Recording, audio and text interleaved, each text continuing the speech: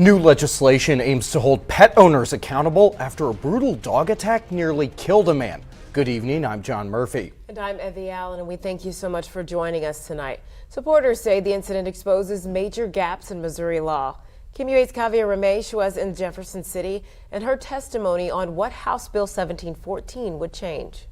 Tears were shed in the Capitol this evening. Go ahead. A 30-year-old man was walking alone when 3 dogs attacked him from behind. They tore off his clothes, they chased him more than 150 yards, and when he collapsed, they didn't stop. They said he had about 2 minutes left to live. Police arrived but couldn't get close.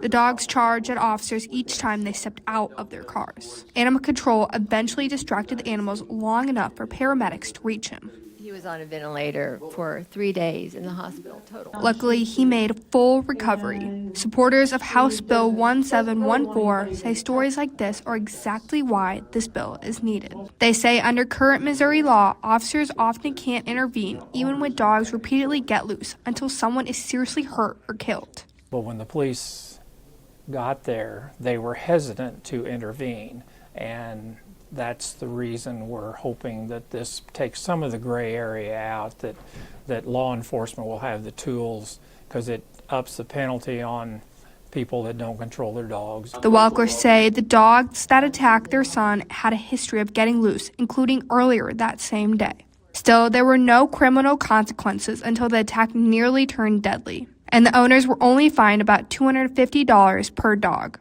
House Bill 1714 would change that.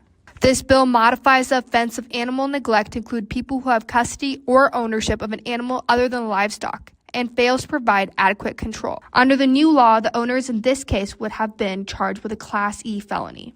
This could result in a fine up to $10,000 and anywhere from probation up to 4 years in prison. And so what we're asking here is for some sensible legislation that allows law enforcement to intervene sooner, for the protection of the offending animal as well.